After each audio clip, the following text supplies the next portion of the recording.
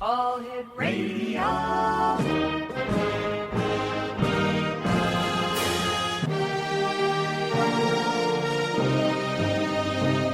Welcome to the X Zone, a place where fact is fiction and fiction is reality.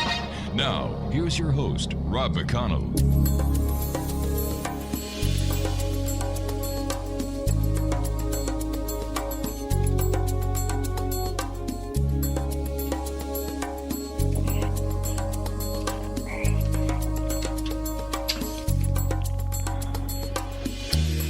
Welcome back to the X Zone, everyone. My name is Rob McConnell. We're coming to you from our broadcast center in Hamilton, Ontario, Canada. Worldwide, toll-free, 800-610-7035. Email xzone@xzoneradiotv.com.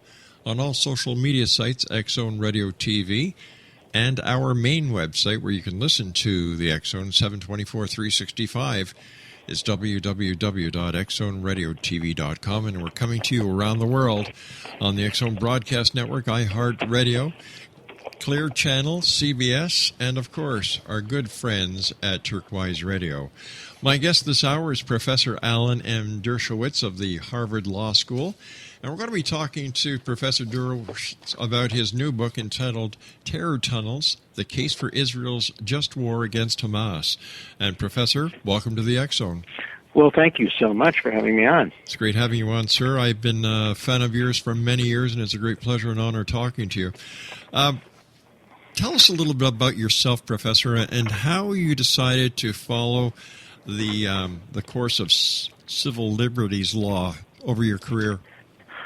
Well, I grew up in Brooklyn, New York, right after the Holocaust, and my parents really, really emphasized defending the underdog and the underprivileged and being available to help people in need. So all my life I've tried to defend civil liberties, freedom of speech, civil rights, equality for people of different races and religions and genders. And I was lucky to have a career which allowed me to do it, teaching full-time at Harvard for 50 years, and also being able to litigate cases in the Supreme Court and other federal and state courts around the country, and indeed around the world, litigating issues. I worked very closely with a great Canadian lawyer named Erwin Kotler, who he and I together worked on many cases involving dissidents in the Soviet Union and South Africa and other parts of the world.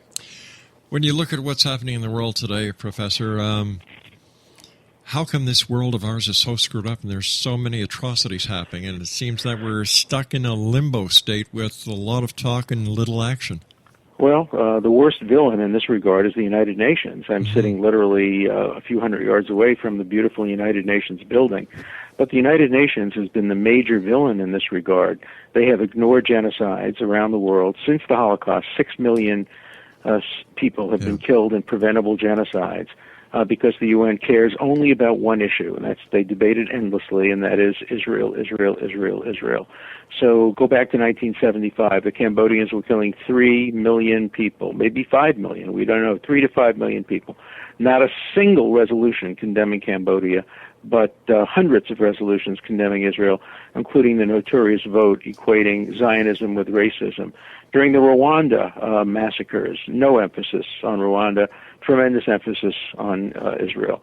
Darfur, same thing. The United Nations is obsessed with the imperfections of one democracy in the Middle East, Israel, and they use it as an excuse, as a cover for not caring about what's going on in the rest of the world. And the victims of this are not Israel. Israel can defend itself. The victims of this are the people, the victims of genocide, who were killed because the UN does nothing.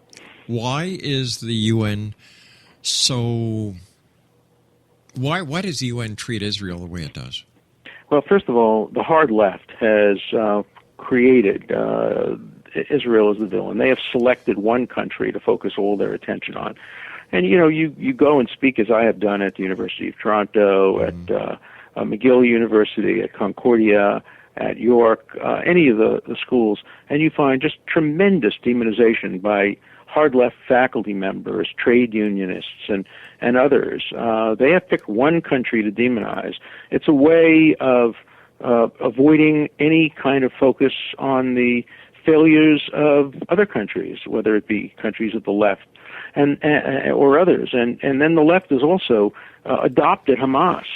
You get many on the left thinking of Hamas as a progressive organization deserving of the support of the left, even though Hamas oppresses women, murders Christians, murders gays, murders dissidents, has no semblance of due process, has a charter which is very similar to ISIS's, wanting to create a caliphate around the world, not accepting any kind of religious dissent, and yet people on the hard left just gather around and become cheerleaders.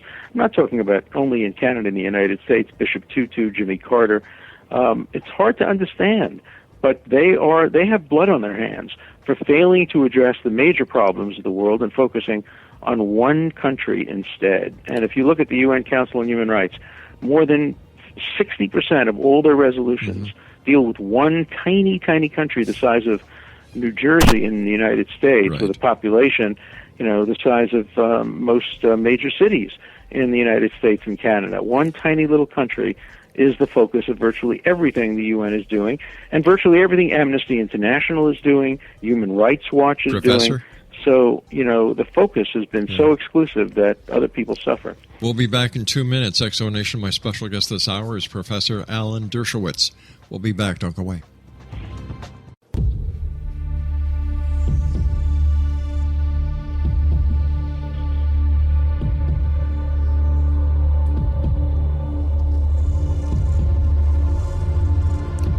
Welcome back, everyone. Professor Alan M. Dershowitz of the Harvard Law School is our special guest this hour. He's got a new book out. It's entitled Terror Tunnels, The Case for Israel's Just War Against Hamas.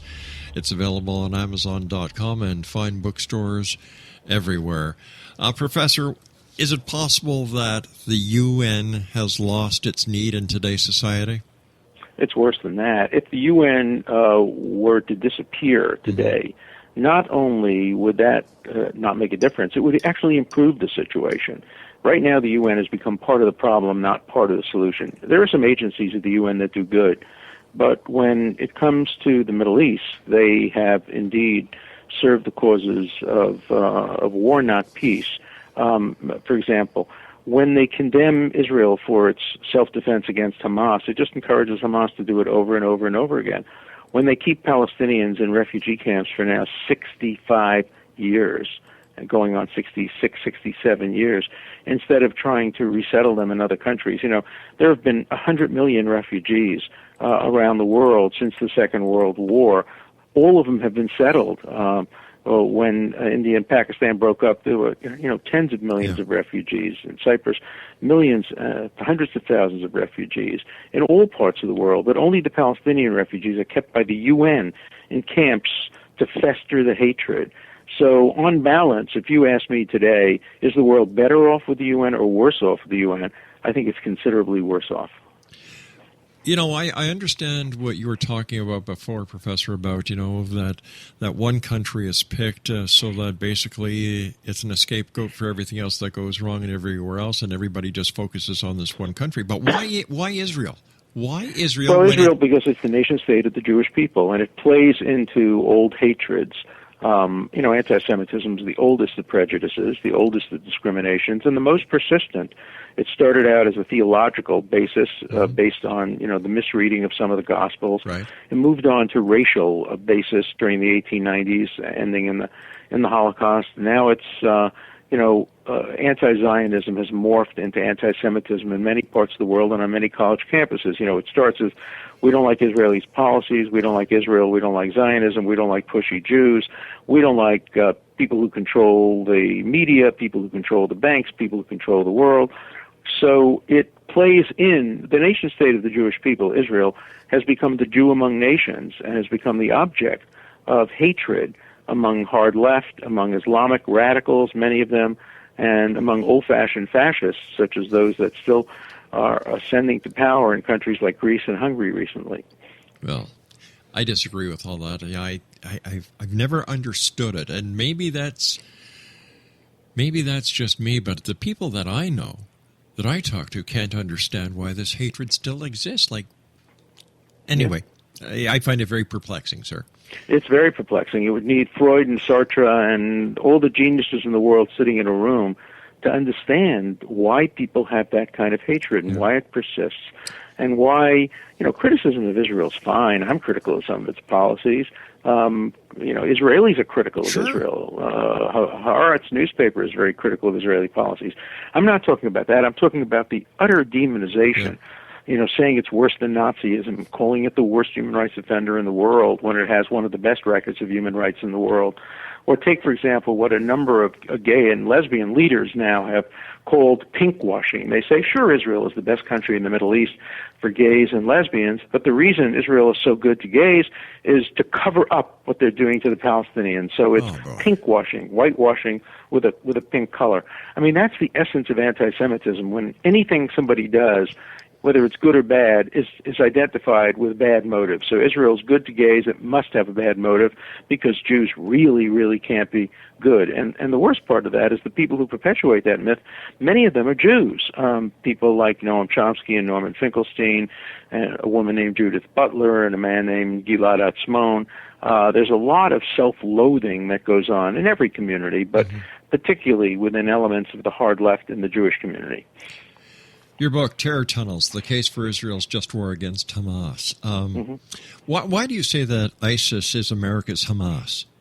Well, ISIS is beginning to follow Hamas's policies. Hamas has developed what I call the dead baby strategy. You put your rockets next to children, next to hospitals, next to schools.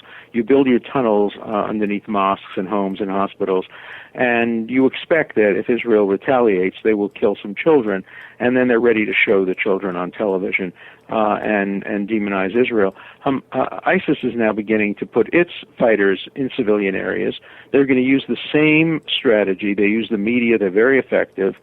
They both want to have caliphates. They both want to end Christianity and Judaism, and in cases of ISIS, Shia Islam and some Sunnis who don't agree with them. And Hamas is more localized. ISIS is more generalized, but their policies are very, very similar, and you have to fight them in the same way. And, President Obama wants to destroy ISIS, wants to use targeted assassination against ISIS leaders, but then he criticizes Israel for doing the same thing. Remember, ISIS is far away from the United States and Canada. That's right. Hamas is right around the corner. It's right on the border with Israel. I was in one of the tunnels. The reason I wrote my book, Terror Tunnels, is I was in one of the tunnels before the war began, before it was widely known that they had these tunnels, and they are extremely dangerous. The one I was in was just yards away from a kindergarten with 57 children. The goal of the tunnel was to kill and kidnap as many of these children as possible, and no country in the world would ever tolerate tunnels being dug under their territories. I recently wrote an article in the Times of London challenging Ed Miliband, who is the minority leader and wants to run for the prime ministership. He criticized Israel for sending troops into Gaza to destroy the tunnels, and I asked him what he would have done if he was the prime minister of England and some Scottish independence radicals were to build tunnels into Newcastle to try to kill English citizens, that he better tell the voters how he would deal with that before they decide who to vote for, because there's so much hypocrisy that goes on when it comes to the Middle East, and that's why I wrote Terror Tunnels. In your opinion, sir, why is it that people seem to be backing away from ISIS, not standing up to them? Well, for people in North America, of course, ISIS doesn't pose an immediate threat. We've seen obviously these horrible beheadings of Americans and other nationals of other country, but it hasn't yet. It hasn't been like 9/11 where something happens directly in our country, or even some of the most recent attacks in Canada. It will happen, and I don't think we'll be backing away. Also, ISIS seems to be getting a little weaker, but I think we're making a terrible mistake when we say to Iran, look, we'll be soft on your nuclear program if you help us defeat ISIS. Iran needs our help more than we need their help. ISIS poses a direct threat to the Shia nation of Iran and only an indirect threat to North American countries. You've written many books on Israel and anti-Semitism. Could you paint a picture of the current conflict and why it's different from the past? Well, what we're seeing is tremendous increases in anti-Semitism around the world, three different kinds. One, you see it in countries like Greece and Hungary, old-fashioned, right-wing, nationalistic, fascist anti-Semitism of the kind that obviously was experienced during the Second World War with Hitler. That's two countries. Then in countries like France and England and Holland, we're seeing increases in Islamic anti-Semitism, not certainly by all Muslims, but by too many radical Muslims who are attacking Jews physically. And then third, we're seeing an increase in academic anti-Semitism, hard left anti-Semitism, starts with anti-Zionism and morphs into anti-Semitism. And that combination has proved to be very, very dangerous.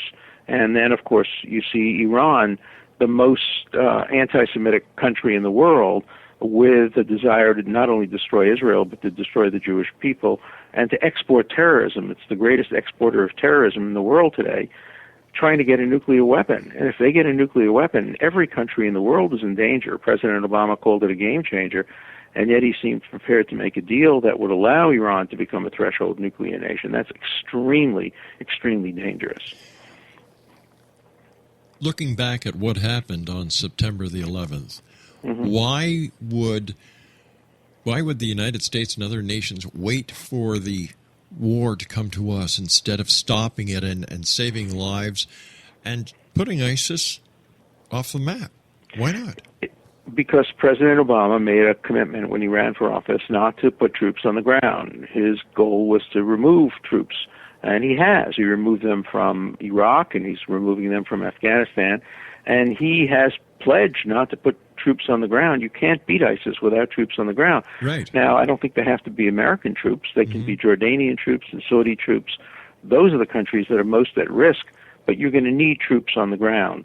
And ISIS can be destroyed if there is the will to do it, the determination, and a willingness to commit ground troops from Arab countries in the area. All right, so the president said that he wasn't going to do it, but when he made that commitment, ISIS wasn't doing what it's doing now. ISIS wasn't beheading American citizens. Right, and he said they were a junior varsity. He was wrong about that, and his chief military operative, General Dempsey, has recently said, we may have to recommend troops on the ground. It may have to happen. Look, the same thing happened with Israel. When the rockets were coming into Israel, Prime Minister Netanyahu said, no, we're not going to send ground troops. We're just going to try to destroy the rockets from the air. But once Hamas started to use the tunnels and tunnel themselves into Israel, a very reluctant Netanyahu finally had to send in troops on the ground. And that resulted in the tunnels being shut down. And I think in the end, there will have to be troops on the ground, whether they be American or come from other countries. There's no doubt there will have to be troops on the ground. You and I have to take our news break at the bottom of the hour. Please stand by. Exonation, our guest this hour is Professor Alan M. Dershowitz. He is a professor at the Harvard Law School. His most recent book is entitled Terror Tunnels, The Case from Israel's Just War Against Hamas. But he's the author of 27 nonfiction works and 2 novels. More than 1 million of his books have been sold worldwide in more than a dozen different languages. Now, to find out more about Professor Dershowitz, or if you'd like to order his books, go to Amazon.com, or you can go to your favorite bookstore. And the good professor and I will be back on the other side of this commercial break with the news as we continue discussing terror tunnels, the case for Israel's just war against Hamas, as the X-Zone continues with yours truly, Rob McConnell, from our broadcast center in Hamilton, Ontario, Canada. Once again, if you'd like to listen to the X-Zone 724-365, you can visit our website at www.xzoneradiotv.com. We'll be back on the other side of this news break. Don't go away.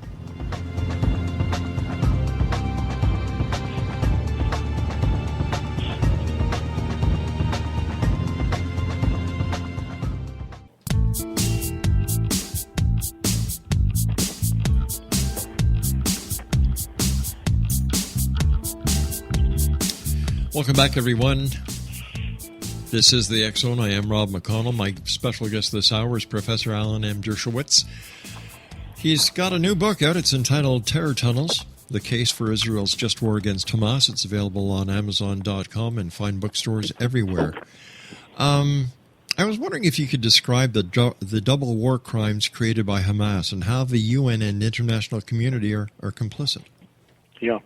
Well, in Terratunnels, I tell the story about how Hamas uses human shields to protect its weapons and its terrorists. I mean, the difference between Israel and Hamas is Israel uses its soldiers to protect its civilians, and Hamas uses its civilians to protect its soldiers and its rockets. And every time Hamas fires a rocket from a densely populated area instead of one of the open areas between the cities in Gaza, every time it fires a rocket from human shields, from behind human shields at Israeli civilians, it commits a double war crime. It's a war crime to use human shields, and it's a war crime to send rockets at non-military targets, civilian targets. So Hamas constantly engages in double war crimes, and yet when the UN investigates, they put all the blame on Israel. Colonel Richard Kemp, who was the head of NATO forces in Afghanistan and a British military expert, recently went to Israel and examined what they'd done during this war, and he said that no country in history has ever gone to greater lengths to try to protect enemy civilians. They send texts, they make phone calls, they drop leaflets, they send little noise bombs on the roofs of the houses to warn people to get out. But Hamas makes them go back to the houses at gunpoint sometimes.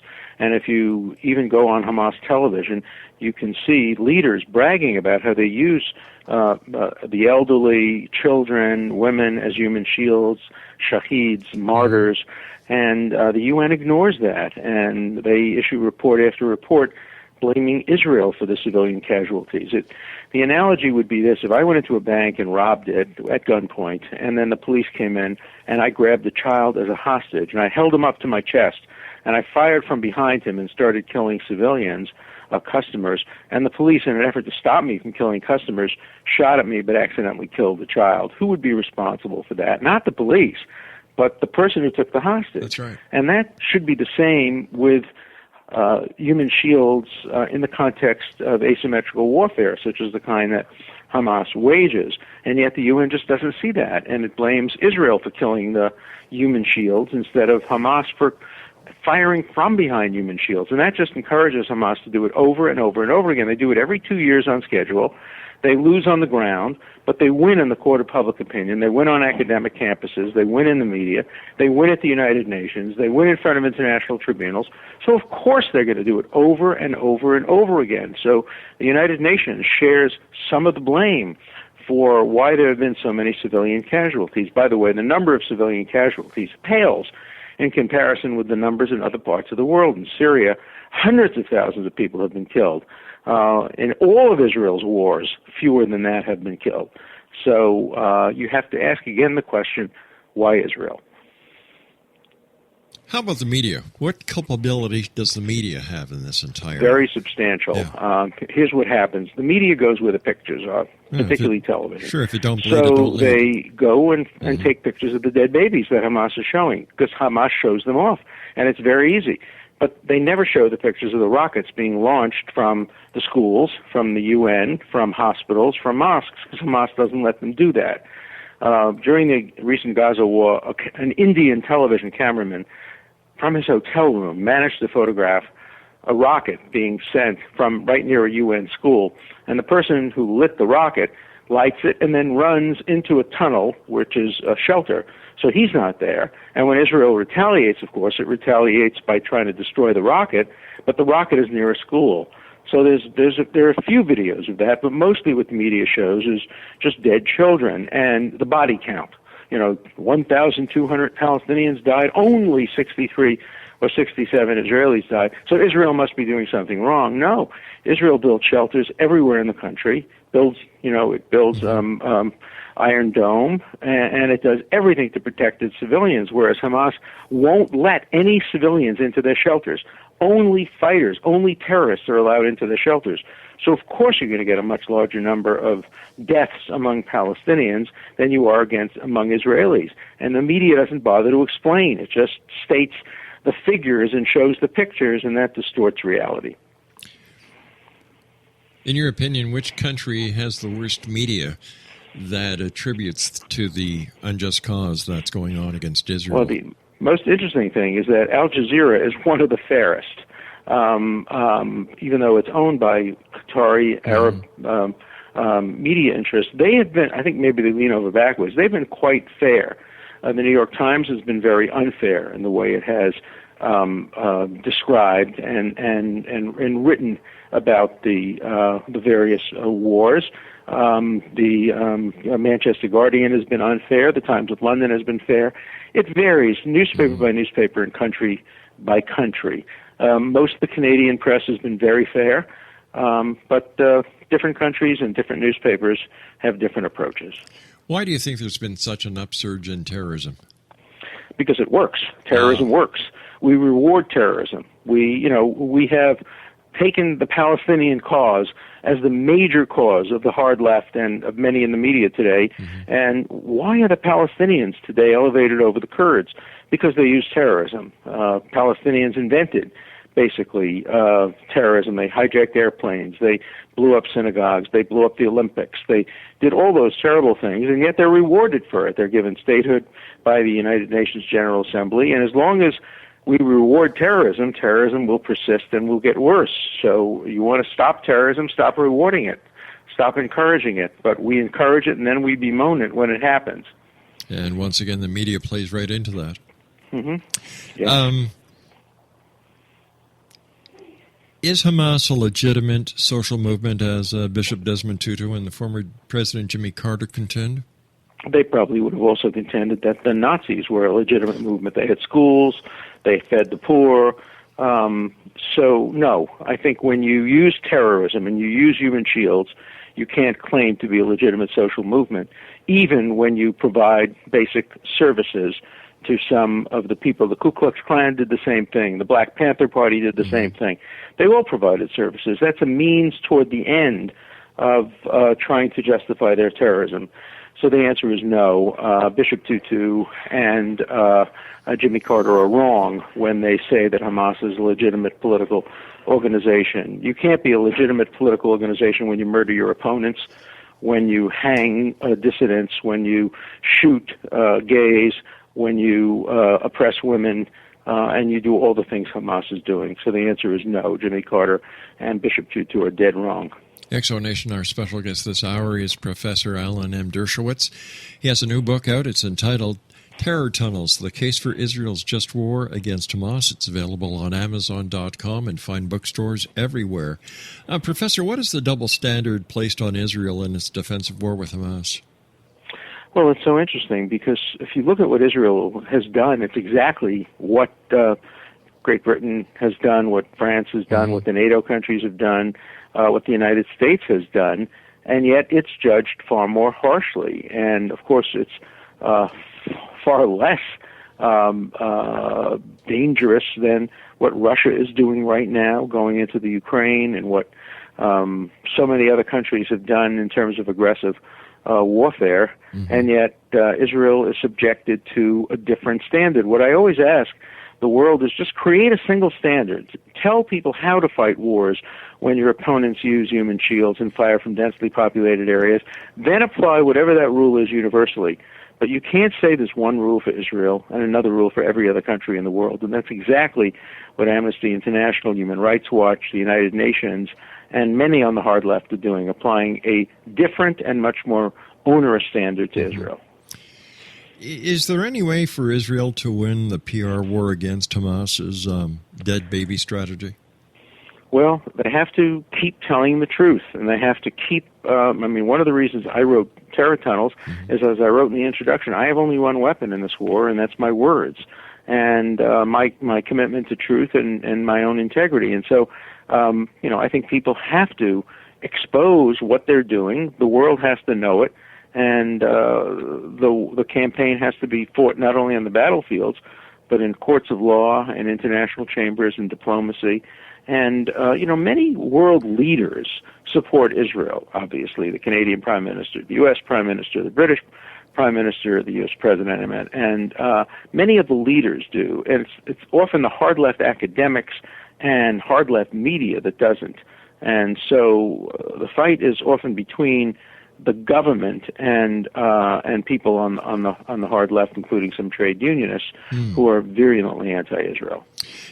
Now, how did the Goldstone report muddy the waters and hinder the peace process? By putting the blame on Israel and saying that there was no evidence that Hamas used human shields. That was a joke. And when Goldstone himself looked at some of the data, he changed his mind. And he said the report wouldn't have been the same if he knew then what he knew now. And they made a mockery of the United Nations by refusing to find that Hamas used human shields. We know that they do. There's videotape of it. There's videotape of Hezbollah in Lebanon using human shields. It's become the tactic that works.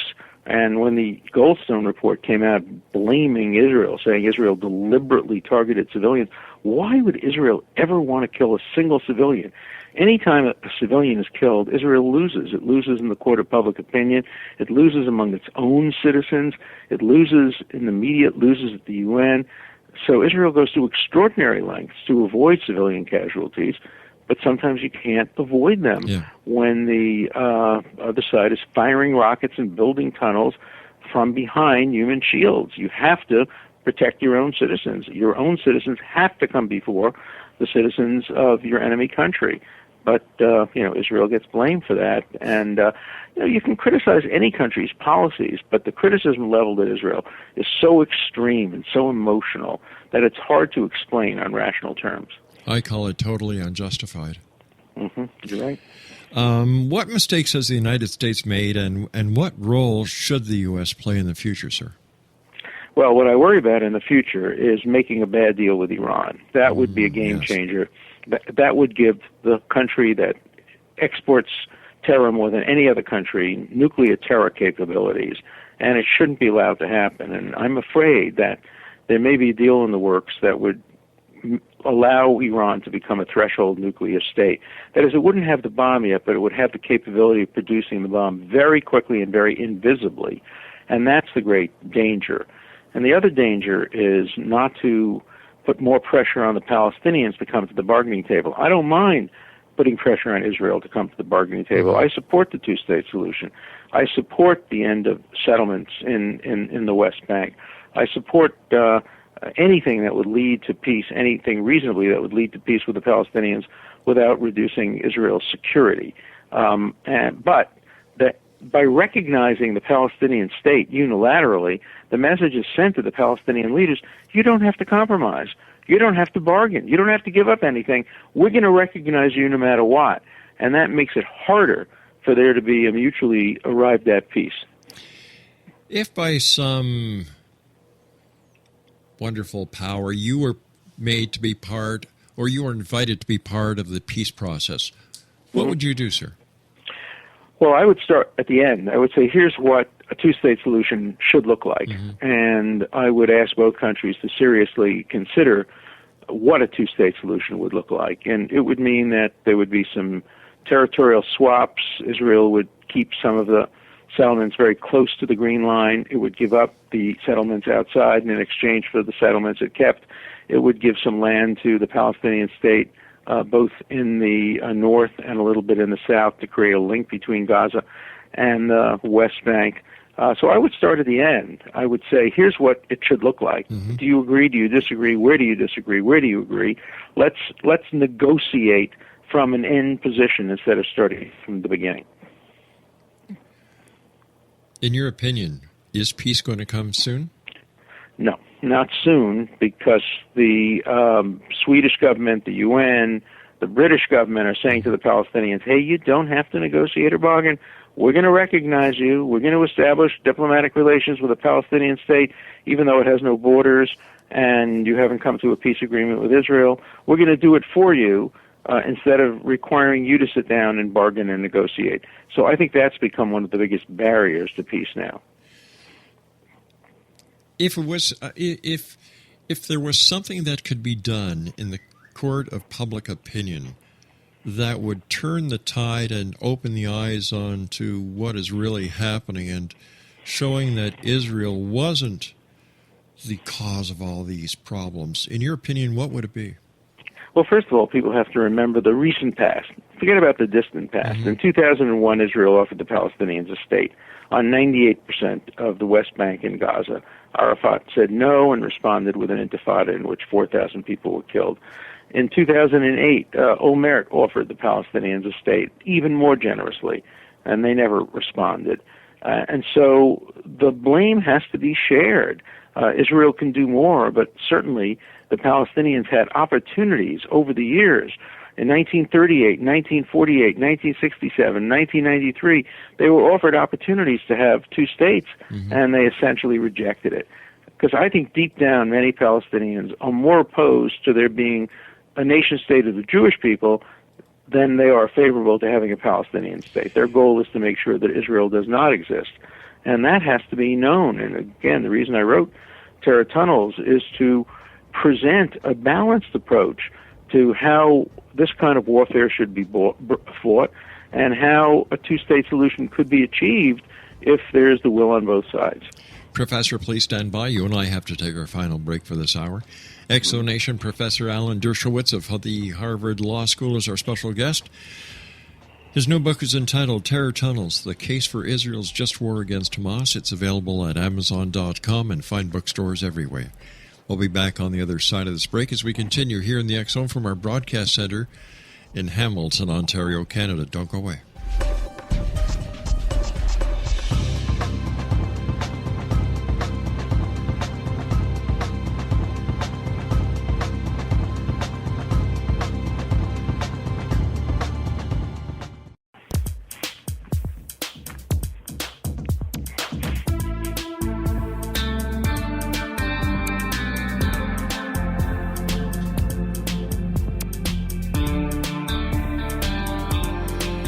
Explanation. Our guest this hour has been Professor Alan Dershowitz. The name of his book is Terror Tunnels, The Case for Israel's Just War Against Hamas. And his book is available on Amazon.com and fine bookstores everywhere. First of all, Professor, thank you so much for coming on the show tonight. It's been a great pleasure. Oh, thank you. It's been my pleasure and my honor to be on your show. And thank you for all the work that you've done over the years. As I said, I'm a fan of yours, and it's nice to know that there are people like you out there who are trying to make such a great difference in these trying times, and please keep the great work. Well, I appreciate that. I couldn't do what I do without the help of Irwin Cutler, who was one of the great, Canadians, one of the great human beings in the world. Here's a guy who ought to win the Nobel Peace Prize one of these days, and he's done tremendous work as a minister in Canada and as a member of the Parliament. What, in your opinion, sir, is the tragic lesson of Gaza?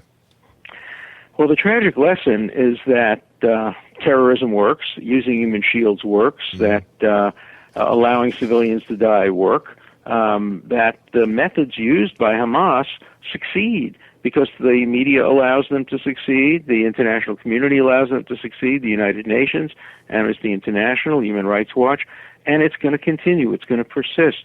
You'd think after they did it once, the lesson would be learned twice, 3 times. But at the end of my book, I have a chapter in which I summarize the book, and I say, here's the 12-step solution for assuring that it will happen again and again and again and again. And I go through the 12 things that essentially the world is doing today. And then I said, here's my 2-step solution for making sure it never happens again. And that is condemn Hamas for its use of human shields and for its double war crimes, and disarm Hamas. Make sure it can't build more rockets and more tunnels. If the world would only do that, we would see peace coming to the Middle East. As Benjamin Netanyahu once said, if Hamas would disarm, there'd be peace. If Israel would disarm, there'd be genocide. And I think everybody understands that. Yeah. Israel must have weapons, including nuclear weapons, to protect itself against the threat of genocide.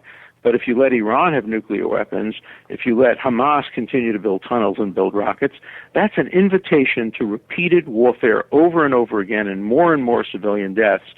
But I'm not optimistic about this. They say in Israel, a pessimist is one who says things are so bad they can't get worse. An optimist is somebody who says, yes, they can get worse. So, it's hard to know whether to be an optimist or a pessimist.